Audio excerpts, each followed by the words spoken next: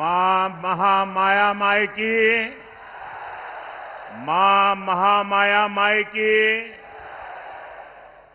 हमर बहिनी भाई दद्दा और जम्मू संगवारी मनला मोर जय जोहार। भाजपा ने जब मुझे प्रधानमंत्री पद का उम्मीदवार बनाया था, तब अंबिकापुर में ही आपने लाल किला बनाया था।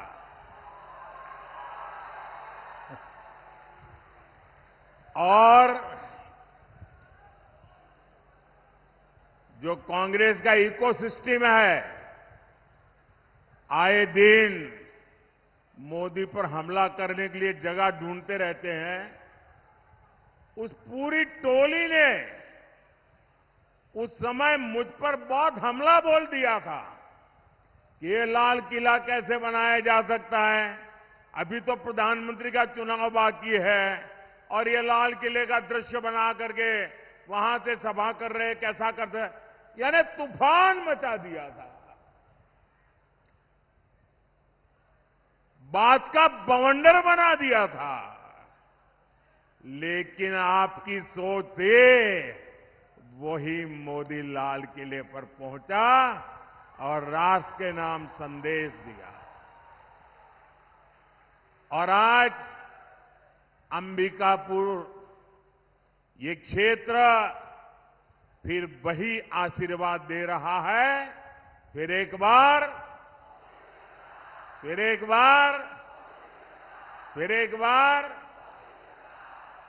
साथियों, कुछ महीने पहले मैंने आपसे छत्तीसगढ़ से कांग्रेस का भ्रष्टाचारी पंजा हटाने के लिए आशीर्वाद मांगा था।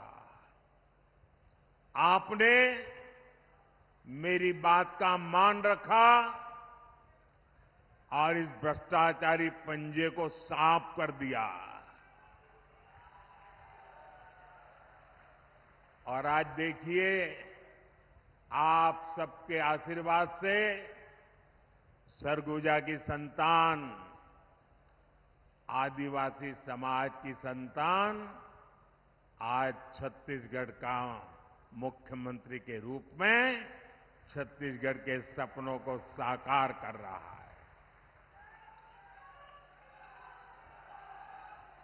और मेरे अनन्य साथी भाई विष्णु जी विकास के लिए बहुत तेजी से काम कर रहे हैं। आप देखिए, अभी कोई ज्यादा समय नहीं हुआ है, बहुत कम समय हुआ है, लेकिन इन्होंने इतने कम समय में रॉकेट की गति से सरकार चलाई है। धान किसानों को दी गारंटी, पूरी कर दी। अब तेंदुपत्ता संग्राहकों को भी ज्यादा पैसा मिल रहा है। तेंदुपत्ता खरीद भी तेजी से हो रही है। यहां की माताओं बहनों को महतारी वंदन योजना से भी लाभ हुआ है। छत्तीसगढ़ में जिस तरह कांग्रेस के घोटालेबाजों पर एक्शन हो रहा है, ये पूरा देश देख रहा है। साथियों, मैं आज आपसे विकसित भारत, विकसित छत्तीसगढ़ के लिए आशीर्वाद मांगने के लिए आया हूं।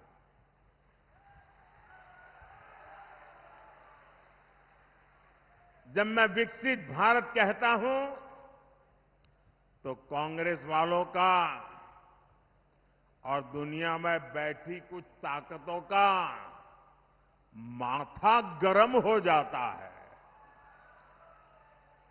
अगर भारत शक्तिशाली हो गया तो कुछ ताकतों का खेल ही बिगड़ जाएगा। आज अगर भारत आत्मनिर्भर बन गया तो कुछ ताकतों की दुकान बंद हो जाएगी। इसलिए वो भारत में कांग्रेस और इंडी गठबंधन की कमजोर सरकार चाहते हैं। ऐसी कांग्रेस सरकार जो आपस में लड़ती रहे, जो घोटाले करती रहे। साथियों, कांग्रेस का इतिहास सत्ता के लालच में देश को तबाह करने का रहा है। देश में आतंकवाद फैला, किसके कारण फैला? किसके कारण फैला? किसके कारण फैला? किसके कारण फैला? देश में नक्सलवाद बढ़ा, किसके कारण बढ़ा? किसके कारण बढ़ा? साथियों, कांग्रेस का कुशासन और लापरवाही यही कारण है कि देश बर्बाद होता गया। आज भाजपा सरकार आतंकवाद और नक्सलवाद के विरुद्ध कड़ी कार्रवाई कर रही है, लेकिन कांग्रेस क्या कर रही है? कांग्रेस हिंसा फैलाने वालों का समर्थन कर रही है। इतना ही नहीं, जो लोग निर्दोषों को मारते हैं, लोगों का जीना हराम कर देते हैं, पुलिस पे हमला करते हैं, सुरक्षा बलों पर हमला करते हैं, अगर वो मारे जाएं तो एक कांग्रेस वाले उनको शहीद कहते हैं। जब आप ऐसे लोगों को शहीद कहते हो ना, तो इस देश के शहीदों का, वीरों का अपमान करते हो। इसी कांग्रेस की सबसे बड़ी नेता आतंकवादियों के मारे जाने पर आंसू बहाती है। ऐसी ही करतूतों के कारण कांग्रेस देश का भरोसा खो चुकी है। भाइयों और बहनों, आज जब मैं सरगुजा आया हूं तो कांग्रेस की मुस्लिम लीगी सोच को देश के सामने रखना चाहता हूं। और जब उनका मैनिफेस्टो आया, उसी दिन मैंने कह दिया था, आज नहीं कह रहा हूं, उसी दिन कहा था कि कांग्रेस का मैनिफेस्टो पर मुस्लिम लीग की छाप है।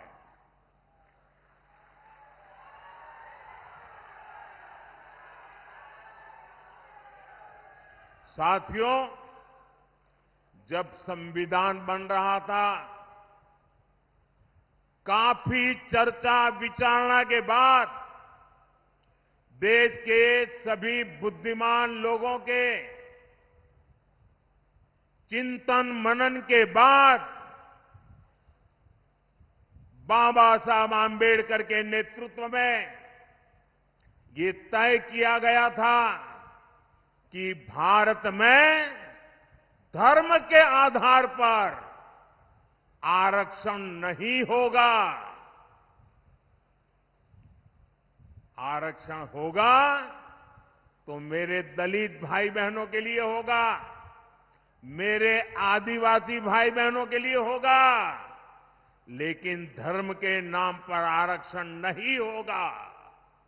लेकिन वोट बैंक की भूखी कांग्रेस ने कभी इन महापुरुषों की बातों की परवाह नहीं की, संविधान की पवित्रता की परवाह नहीं की, बाबा साहब आंबेडकर के शब्दों की परवाह नहीं की। कांग्रेस ने बरसों पहले आंध्र प्रदेश में धर्म के आधार पर आरक्षण देने का प्रयास किया था। फिर कांग्रेस ने इसको पूरे देश में लागू करने की योजना बनाई।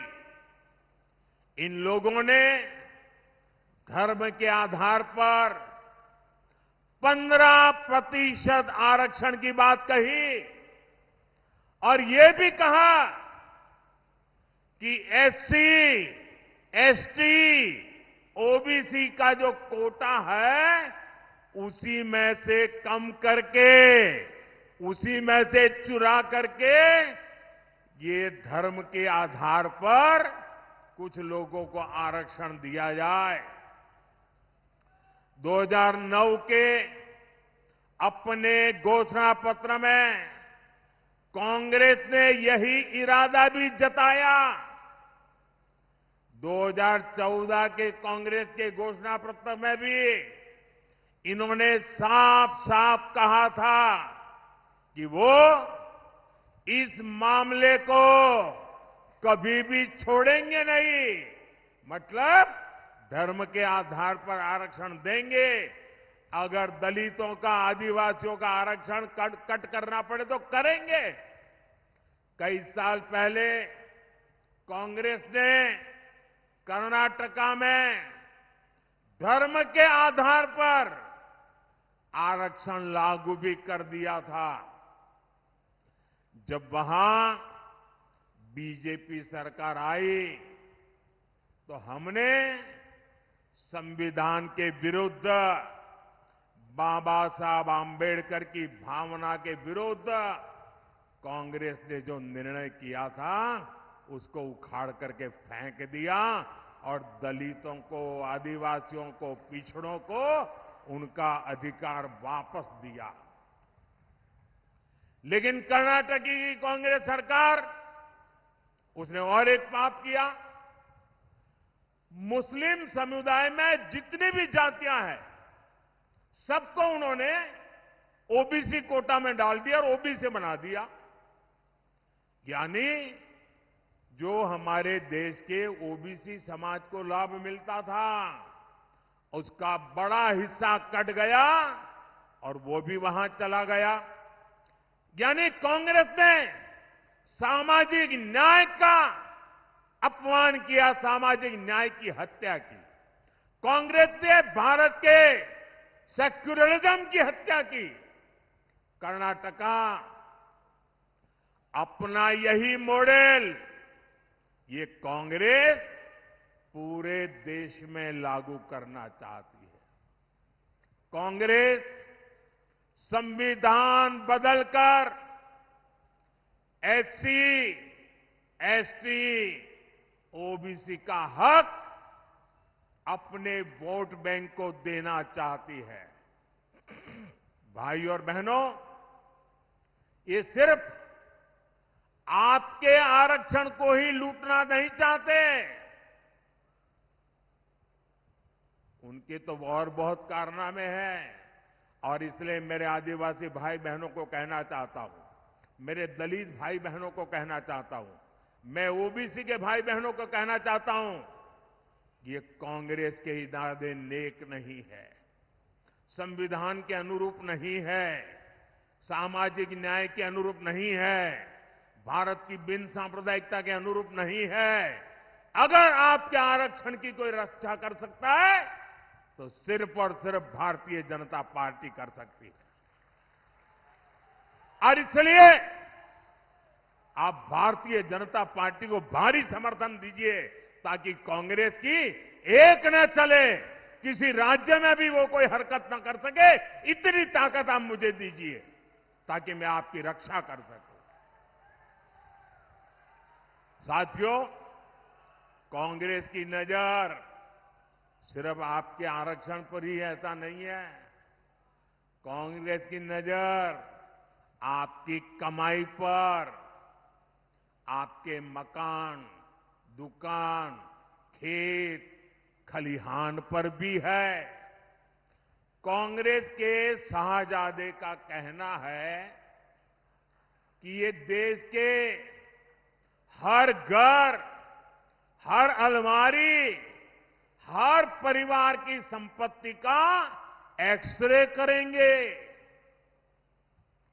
हमारी माताओं बहनों के पास जो थोड़ा बहुत स्त्री धन होता है, गहने जेवर होते हैं, कांग्रेस उनकी भी जांच कराएगी। यहां सरगुजा में तो हमारी आदिवासी बहनें चंदवा पहनती है, हंसूली पहनती है, हमारी बहनें मंगलसूत्र पहनती हैं। कांग्रेस ये सब आपसे छीनकर वो कहते हैं हम इक्वली डिस्ट्रीब्यूट कर देंगे। अब आपको मालूम है ना वो किसको देंगे? मालूम है ना किसको देंगे? आपसे लूट करके किसको देंगे मालूम है ना? मुझे कहने की जरूरत है क्या? क्या ये पाप करने देंगे क्या आप? और कहती है कांग्रेस सत्ता में आने के बाद ही वो एक के बाद ऐसे क्रांतिकारी कदम उठाएगी। अरे ये सपने मत देखो, देश की जनता आपको ऐसा मौका नहीं देगी। साथियों, कांग्रेस पार्टी के खतरनाक इरादे एक के बाद एक खुलकर सामने आ रहे हैं। शाही परिवार के शाहजादे के सलाहकार, इस शाही परिवार के शाहजादे के पिताजी के भी सलाहकार, उन्होंने कुछ समय पहले कहा था, और ये परिवार उन्हीं की बात मानता है। उन्होंने कहा था कि हमारा देश का जो मिडिल क्लास है, मध्यम वर्गीय लोग हैं, जो मेहनत करके कमाते हैं, उन्होंने कहा उन पर ज्यादा टैक्स लगना चाहिए। ये इन्होंने पब्लिकली कहा है। अब ये लोग उससे भी एक कदम आगे चले गए हैं। अब कांग्रेस का कहना है कि वो इनहेरिटेंस टैक्स लगाएगी। माता पिता से मिलने वाली विरासत पर भी टैक्स लगाएगी। आप जो अपनी मेहनत से संपत्ति जुटाते हैं, वो आपके बच्चों को नहीं मिलेगी, बल्कि कांग्रेस सरकार का पंजा उसे भी आपसे छीन लेगा। यानी कांग्रेस का मंत्र है कांग्रेस की लूट। कांग्रेस का मंत्र है कांग्रेस की लूट, जिंदगी के साथ भी और जिंदगी के बाद भी। जब तक आप जीवित रहेंगे, कांग्रेस आपको ज्यादा टैक्स से मारेगी, और जब आप जीवित नहीं रहेंगे तो आप पर इनहेरिटेंस टैक्स का बोझ लाद देगी। जिन लोगों ने पूरी कांग्रेस पार्टी पैतृक संपत्ति मानकर अपने बच्चों को दे दी, वो लोग नहीं चाहते कि एक सामान्य भारतीय अपने बच्चों को अपनी संपत्ति दे। भाइयों बहनों, हमारा देश संस्कारों से, संस्कृति से उपभोक्तावादी देश नहीं है। हम संचय करने में विश्वास करते हैं, संवर्धन करने में विश्वास करते हैं, संरक्षित करने में विश्वास करते हैं। आज अगर हमारी प्रकृति बची है, पर्यावरण बचा है, तो हमारे इन संस्कारों के कारण बचा है। हमारे यहां घर में बूढ़े मां बाप होंगे, दादा दादी होंगे, उनके पास एक छोटा सा भी गहना होगा ना, अच्छी एक आध चीज होगी तो संभाल करके रखेगी, खुद भी पहनेगी नहीं। क्यों? वो सोचती है मेरी पोती की जब शादी होगी तो मैं उसको दूंगी, मेरी नाती की जब शादी होगी तो मैं इसको दूंगी। यानी तीन तीन पीढ़ी का सोच करके वो खुद अपना हक भी नहीं भोगती वो बचा के रखती हैं ताकि अपने नाते नाती को भी दे सके। ये मेरे देश का स्वभाव है। मेरे देश के लोग कर्ज कर करके जिंदगी जीने के शौकीन लोग नहीं हैं। मेहनत करके जरूरत के हिसाब से खर्च करते हैं और बचाने के स्वभाव के हैं। ये भारत के मूलभूत चिंतन पर, भारत के मूलभूत संस्कार पर ये कांग्रेस पार्टी कड़ा प्रहार करने जा रही है। और उन्होंने कल ये बयान क्यों दिया है, इसका कारण है, एक तो ये सोच उनकी बहुत पुरानी है। आप पुरानी चीजें खोजोगे ना, और ये जो लोग फैक्ट चेक वाले जो है ना, मोदी की बाल की खाल उधेड़ने में लगे रहते हैं, जरा कांग्रेस की हर चीज देखिए, आपको हर चीज में ये बू आएगी। मोदी के बाल की खाल उधेड़ने में टाइम खराब मत करो। लेकिन मैं कहना चाहता हूं, ये कल तूफान इनके यहां क्यों मच गया, जब मैंने कहा कि अर्बन नक्सल, शहरी माओवादियों ने कांग्रेस पर कब्जा कर लिया है, तो उनको लगा कि कुछ अमेरिका को खुश करने के लिए भी कहना चाहिए। ये मोदी ने इतना बड़ा आरोप लगाया, तो बैलेंस करने के लिए वो उधर की तरफ मुड़ने का नाटक कर रहे हैं। लेकिन वो आपकी संपत्ति को लूटना चाहते हैं, आपके संतानों का हक आज ही लूट लेना चाहते हैं। क्या आपको ये मंजूर है? ये आपको मंजूर है? जरा पूरी ताकत से बताइए, उनके कान पे सुनाई दे, ये मंजूर है? देश से चलने देगा? आपको लूटने देगा? आपके बच्चों की संपत्ति लूटने देगा? साथियों, जितने साल देश में कांग्रेस की सरकार रही, आपका हक का पैसा लूटा जाता रहा। लेकिन भाजपा सरकार आने के बाद अब आपके हक का पैसा आप लोगों पर खर्च हो रहा। इस पैसे से छत्तीसगढ़ के करीब 13 लाख परिवारों को पक्के घर मिले। इसी पैसे से यहां लाखों परिवारों को मुफ्त राशन मिल रहा है। इसी पैसे से 5 लाख रुपए तक का मुफ्त इलाज मिल रहा है। मोदी ने ये भी गारंटी दी है कि 4 जून के बाद छत्तीसगढ़ के हर परिवार में जो बुजुर्ग माता पिता है, जिनकी आयु 70 साल हो गई है, अब उनको मैं कहना चाहता हूं, आज अगर आप बीमार होते हैं तो आपके बेटे को खर्च करना पड़ता है, आपकी बेटी को खर्च करना पड़ता है। अगर 70 साल की उम्र हो गई है और आप बेटे पर बोझ नहीं बनना चाहते, तो ये मोदी आपका बेटा है। आपका इलाज मोदी करेगा, आपके इलाज का खर्च मोदी करेगा। सरगुजा के ही करीब 1 लाख किसानों के बैंक खाते में किसान निधि के 225 करोड़ रुपए जमा हो चुके हैं, और ये आगे भी होते रहेंगे।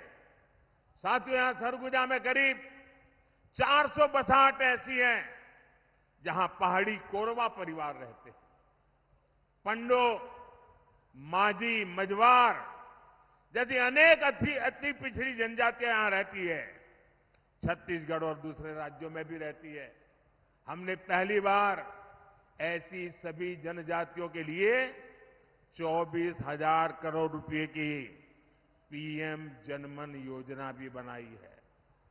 इस योजना के तहत पक्के घर, बिजली, पानी, शिक्षा, स्वास्थ्य, कौशल विकास, ऐसी सुविधाएं पिछड़ी जनजातियों के गांव तक पहुंचेगी। साथियों, 10 वर्षों में भांति भांति की चुनौतियों के बावजूद यहां रेल, सड़क, अस्पताल, मोबाइल टावर, ऐसे अनेक काम हुए हैं। यहां एयरपोर्ट की बरसों पुरानी मांग पूरी की गई है। आपने देखा है, अंबिकापुर से दिल्ली के ट्रेन चली, तो कितनी सुविधा हुई है। साथियों, 10 साल में गरीब कल्याण, आदिवासी कल्याण के लिए हमने इतना कुछ किया। लेकिन ये तो सिर्फ ट्रेलर है, ट्रेलर। आने वाले 5 साल में बहुत कुछ करना है। सरगुजा तो स्वर्ग जा, यानी स्वर्ग की बेटी है। यहां प्राकृतिक सौंदर्य भी है, कला संस्कृति भी है, बड़े मंदिर भी है। हमें इस क्षेत्र को बहुत आगे लेकर जाना है और इसलिए आपको हर बूथ पर कमल खिलाना है। साथियों, 24 के इस चुनाव में